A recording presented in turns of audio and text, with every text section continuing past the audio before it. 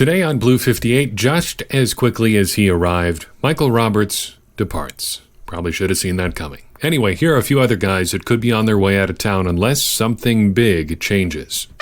Blue 58! Hello and welcome to another episode of Blue 58, the one and only podcast at thepowersweep.com. I'm your host, Jon Meerdink. Happy to be here with you yet again. Looks like Michael Roberts is not going to be revolutionizing the Packers' tight end position or restarting his NFL career. He's been released by the Packers with the designation of failed physical. If you remember, all the way from the very last episode that we did, that was actually what got him out of Detroit in the first place. They tried to trade him to the New England Patriots. He failed the physical. Trade is scuttled. He's released. The Packers claim him, and wouldn't you know it, that physical process is still not going super well. Probably should have mentioned that he was having some shoulder injuries when we talked about him in the last episode. I don't know why I didn't think that was significant. I probably should have just brought that up anyway. Yeah, he failed his physical, so there's a good chance he was going to fail it again. However, I think the larger point about Michael Roberts is still an interesting one. And if you recall our discussion from the last episode, the real big interesting thing here is the roster trend. The Packers are trying to fix their tight end position by taking as many swings at tight ends as they possibly can without just spending a whole bunch of draft picks on tight ends. I think this is still evidence of that trend, and I wouldn't be surprised to see the Packers add another tight end with a similar skill set to Michael Roberts. Bigger guy, maybe not necessarily the fastest in the world, but could be a good blocker. Whether or not they actually are a good blocker is probably not super likely, given that it's the middle of June, closer to the end of June, and anybody who's worth anything has probably been snapped up already. If they don't go that direction, I would expect them to fill this roster spot with another premium athlete. Just take a flyer on another one of those guys that Brian Gutekunst seems to like, those really crazy athletes to fill out the bottom end of the roster. And again, late June, that's probably the best you can do. Unless people start getting released around training camp and you want to try something else at that point, the high-end athlete is probably the best you can hope for right now, and there probably are some out there. I'm also interested to see if this is not the last thing we hear from Michael Roberts. The Packers are clearly interested, so if he gets things healthy, gets himself healthy, gets everything figured out injury-wise, it probably wouldn't be too surprising to see them bring him in for a workout and make a deal at that point. Who knows when that could be? Who knows if it happens at all? But I wouldn't be surprised to see that happen. So just a note there. Michael Roberts out in Green Bay. Packers have a roster spot open yet again. Let's shift directions completely and talk about what I am dubbing the Last Chance Club. The Last Chance Club is made up of guys who are on their way out of Green Bay, or could be on their way out of Green Bay if they don't get things figured out. These are players who have had time in Green Bay to play well and just haven't for whatever reason, and now it seems that they are down to their final opportunity. You thought I was going to say last chance, but I didn't. Got to change it up just a little bit. To me, there are some parameters we've got to set up here. It's got to matter at least a little bit if these guys get cut. Sure, you could point to guys that started out in the bottom of the roster and are just like filling out roster spots like 85 through 89 right now. They're probably starting on their last chance. There's not a lot of margin for error there for them at all. But it also doesn't really matter if they get cut anyway. Nobody's really counting on them for anything. These are going to be guys that the Packers have some time or draft capital invested in, or that would matter if they just didn't get the job done this year and had to be cut or otherwise moved off the roster. Injured reserve because they're hurt. Who knows? These are guys also, though, that you're not necessarily going to be super beat up about if it turns out that they get cut. So, for instance, the first guy we're going to be talking about here is Trevor Davis. If the Packers were to cut Trevor Davis, yeah, it'd be kind of a bummer. He was a draft pick. He's played more than a little bit, not as much as he probably could have, but if they moved on from him, it would still leave a little bit of a roster hole. They'd have to figure out who's going to return punts, who's going to be their special teams gunner. But still, it wouldn't ruin their day. It would hurt a little bit, but it wouldn't tear down the team. guys kind of falling into that donut hole is what we're going to be talking about here. We're not going to get to everybody who could meet this definition either.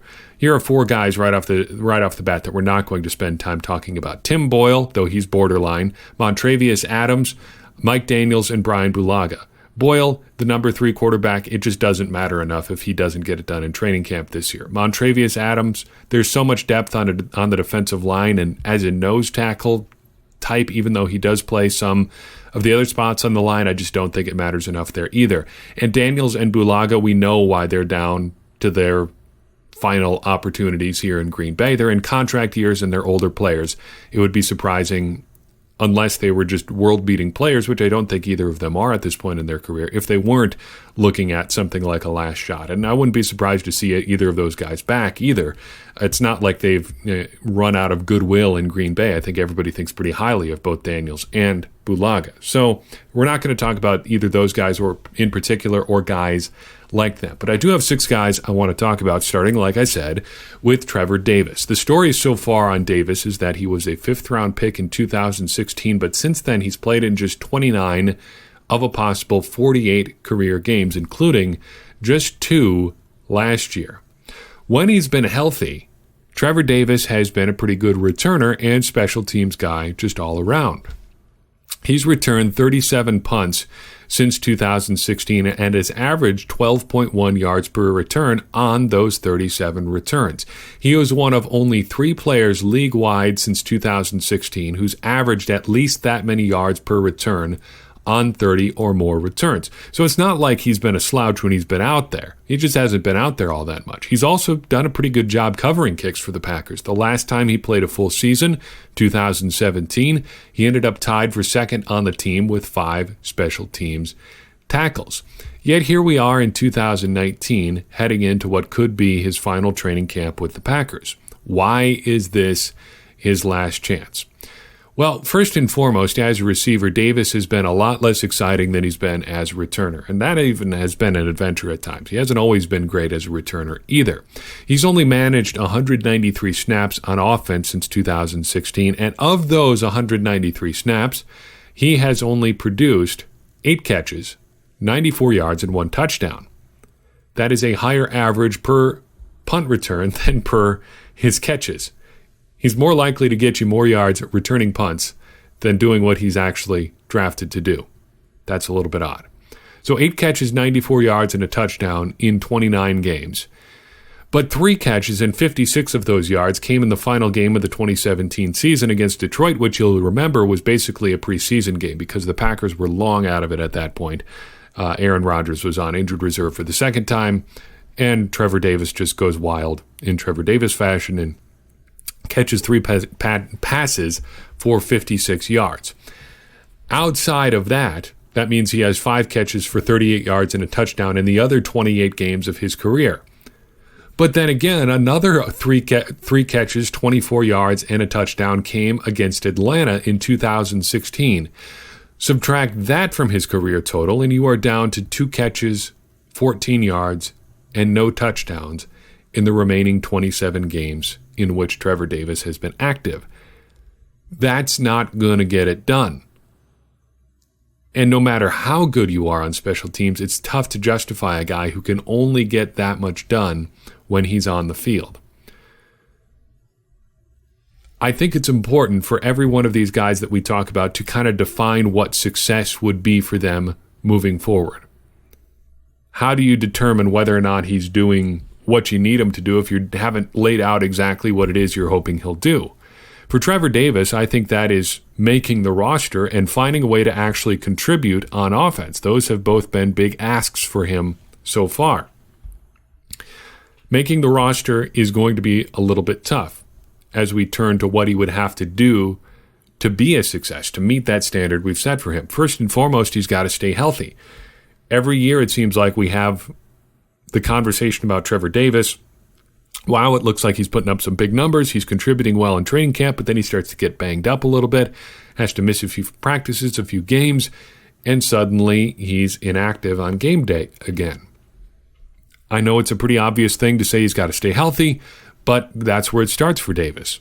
From there, it gets even harder because to contribute as a receiver, he's got to overcome a bit of a numbers game. In a new offense, it's probably easier because everybody's a little bit slower to pick things up than they maybe otherwise would have been. But still, it's going to be tough.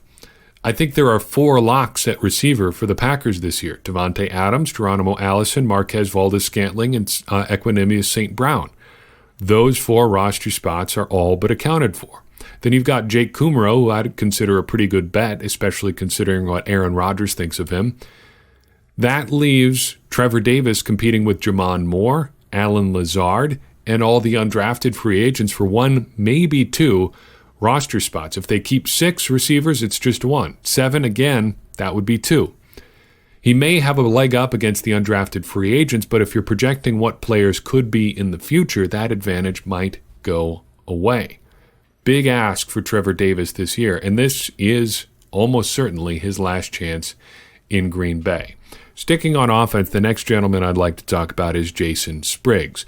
The Packers made a big trade during the 2016 draft to bring Spriggs to Green Bay. They traded picks 57, 125, and 248 for pick number 48, selecting Spriggs out of Indiana there. Incidentally, pick number 125 ended up being Antonio Morrison, who ended up playing in Green Bay. Anyway, Spriggs has played in 36 games so far. He started 9 at both guard and tackle, but when he has been on the field, it hasn't been super pretty. He doesn't really play up to his testing numbers, which is not necessarily that surprising on the offensive line, but still you'd probably like to get a little bit more out of him at the very least. He hasn't even really been an adequate offensive lineman. He's been worse than that. He's been a guy that you have to send extra help to on almost every play. 2019 is Spriggs' last chance because he just hasn't produced when he's had the opportunity. He's had plenty.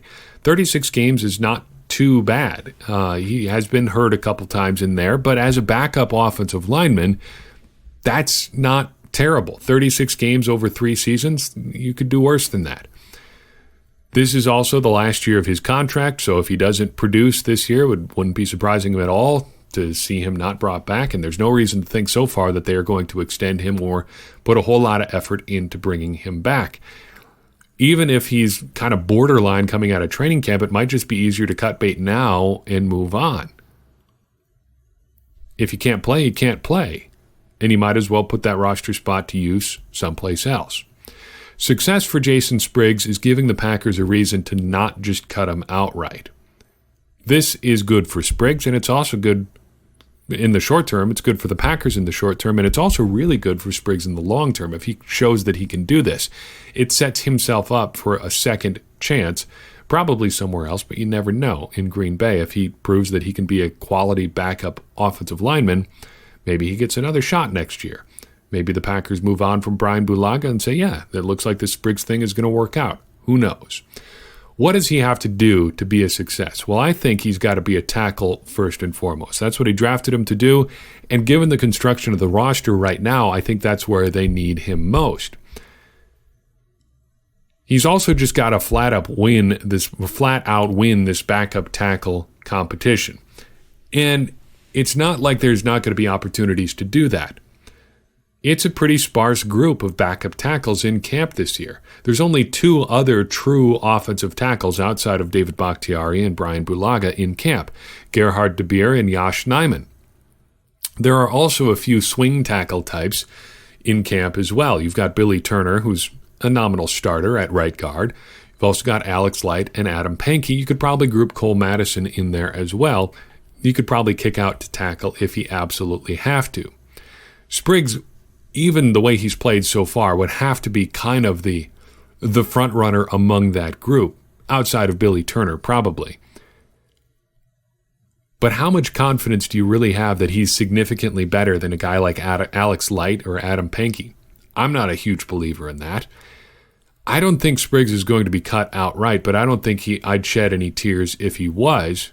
And if he is, I don't think anybody's going to be wondering why. One more on offense here. Let's talk about DeShone Kizer. We've actually got 2 more on offense. Let's talk about this one first, though. DeShone Kizer, I think, is on his last shot in Green Bay. The Packers got DeShone Kizer from the Browns in early 2018 after Demarius Randall just became too much of a headache to deal with. They traded Demarius Randall, pick 114 and pick 150 to Cleveland, for Kaiser, pick 101 and 138. The Packers ended up trading pick number 101 as part of a package to move up and get Oren Burks, and they later used pick number 138 on Cole Madison. Some interesting tidbits to that trade there.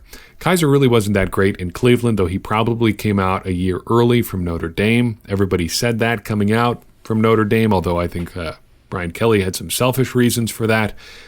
It was probably true no matter his reasoning for it, and it kind of showed as a rookie for Kaiser, but he was thrown into the fire a little bit too. He wasn't great in Green Bay either, though. He may have been outplayed by Brett Hundley during the 2018 preseason, but their hands were kind of tied there. They had kind of committed to Kaiser just by bringing him in, so they trade Hundley, and then Kaiser gets action early in the season, and we all know how that went against the Bears. So he hasn't been here that long, but I still think 2019 is his last chance. Why? Well, you know that he's got some good physical tools. People say stuff like that about quarterbacks all the time. He's got all the tools. Well, it's true about Kaiser. He does. He's got a pretty strong arm. He's a fairly good athlete, but it's just been the decision-making. And I think that makes 2019 the last opportunity for him, because if you can't figure that part of the game out after 3 training camps in the NFL, is it ever going to happen? I don't think so. There's limited enough time to work with quarterbacks as it is. So if he can't improve, there's really no reason for the Packers to keep sinking resources into him. You might as well try something else. What does he have to do to be a success, to avoid getting cut straight out of training camp? Well, he's got to put it together. He's got to show that he can competently execute the offense. It's really just basic stuff. The Packers aren't counting on him to be Aaron Rodgers or even like a mid-tier starting quarterback. He's just got to show that he can be more than a warm body if he ever has to step out onto the field. He wasn't that in 2018. He needs to be at least that in 2019. Otherwise, you might as well just roll the dice with Tim Boyle or somebody else off the street. You never know who could get cut in training camp. It's a big year for Kaiser, both in Green Bay and career-wise. One last more on offense, and then we'll jump over to defense for a couple. Jimmy Graham, I think, is on his last shot in Green Bay. Now, we got to preface this by saying he's not going to get cut in training camp, but we're looking more to the future here. The story on Jimmy Graham is a pretty well-known one. They signed him to a big deal in early in 2018. He had a tough season last year, underwhelming to be sure, in part due to injuries. He had a knee injury in training camp that never seems to really have gotten better. It required maintenance all season. Despite that, he was still on pace for a pretty good year until he broke his thumb. The Packers this spring kept him, had to pay him a big roster bonus to do that, and now we're heading into 2019 with a new offensive system that's more focused on blocking from tight ends than receiving. 2019 is Graham's last chance in Green Bay because the Packers can cut him next year and he'll count practically nothing against the cap compared to what he's counting this year. Just $3.6 million against the cap versus almost $13 this year. So what does he have to do to avoid getting cut? It's going to be tough, I think, either way. Even if he proves that he still got it in the NFL, I'm not sure the Packers are super keen on keeping a tight end who's fairly one-dimensional at what will be an advancing age for Graham. He's just got to put up some numbers, I think, though, this year. To a lesser extent, it just has to feel like it matters when he's on the field. That really wasn't the case last year, especially down the stretch playing with that broken thumb. He was an utter non-factor in a lot of games. To put like an actual number on the numbers you'd like to see from Graham, I think he's got to be like 90% of what he was in 2016. He had 900 yards that year for the Seahawks on like 60-some catches, which would be great if he were able to do that again in 2019. I'm not counting on that, though. I don't think opportunities are going to be super plentiful for tight ends as receivers in LaFleur's offense. But if you could be like 90% of what he was that year, so I don't know, mid-50s in catches again for more yards, say 750 to 800 yards, that would be pretty outstanding. If he was even in that 700-yard range, I think that would be acceptable for the Packers this year. What does he have to do to get there? He's got to stay healthy. He can't be a liability as a blocker. If he can at least be average as a blocker, there's no reason to have him be on the field because there's no deception there. And if you're just going to be a giant wide receiver, you might as well put a fast receiver on the field. He's also got to figure out a way to be just a little bit more explosive when he is on the field. That was a big problem down the stretch last year. There was a play, and I haven't been able to find exactly the play I was looking for, but it was against either the Jets or the Lions late last year. There were a series where the Packers were down by the goal line, and they ran to Graham. Well, they threw to Graham. They ran plays to Graham in like 2 out of 3 plays. And he had a clear physical mismatch over the defensive back playing across from him, and he just could not get off the field vertically. He couldn't jump at all, couldn't explode or separate or anything. And it was just difficult to watch because his legs looked completely dead. If he can't figure out a way to stay fresher, to be a little bit more explosive, it's hard to justify putting him on the field for any extended amount of plays. And if he can't be on the field for those extended amount of plays, it makes you wonder why they brought him back in the first place. Let's talk defense. 2 guys real quick here. First and foremost, Josh Jones. This is going to be a quick one. Everybody knows about Josh Jones. He's been in the media a little bit more than he'd probably like from a guy who isn't a starter on your defense, at least for mid-June. And not in a way that's like, boy, this guy is really tearing it up out there. He might be pushing to get onto the field as a starter. No, Josh Jones has been asked or has asked the Packers to trade him, then denied that that's what he wants, then said some cryptic things about maybe being hurt, talked about not really understanding why he wanted to change his number. It's been a trying time for Josh Jones after the Packers picked him in the 2nd round in 2017. Again, got to push back against the narrative that he hasn't had opportunities. He has. He's played a lot in both of his first 2 years in the league. It's been fairly consistent when he's gotten opportunities too. He was playing most, if not all, of the snaps down the stretch in 2018. But now here we are in 2019, wondering if he'll make it even to training camp before the Packers move on from him or out of training camp at all. Why is it his last chance? That should be pretty obvious. He says he wants to be out of Green Bay, and he hasn't been super great when he's been in Green Bay. And as to what he would have to do to be a success, boy, I don't know.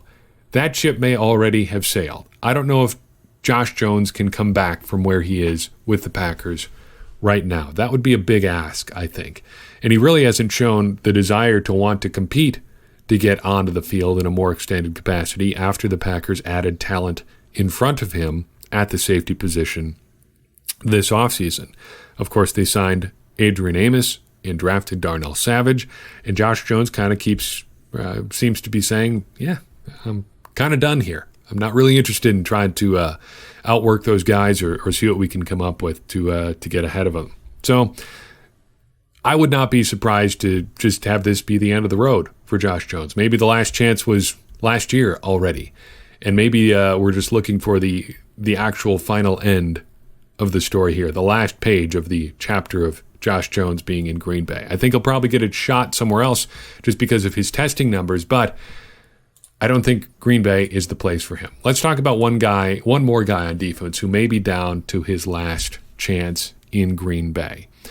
This one is a little bit of a different one, and this one comes up due to a conversation I had today with a listener. Hello, Eric. Hope you're enjoying the fine weather we're having here in Northwest Ohio. Eric and I were talking about basically, well, guys who have not done super well in Green Bay so far, or guys who may be on the outs no matter what in Green Bay. And we kind of landed on Kyler Fackrell as a guy who kind of falls into that category for a weird reason. Fackrell, as you know, was the Packers' 3rd-round pick in 2016, and for the first couple years there, it was not super great.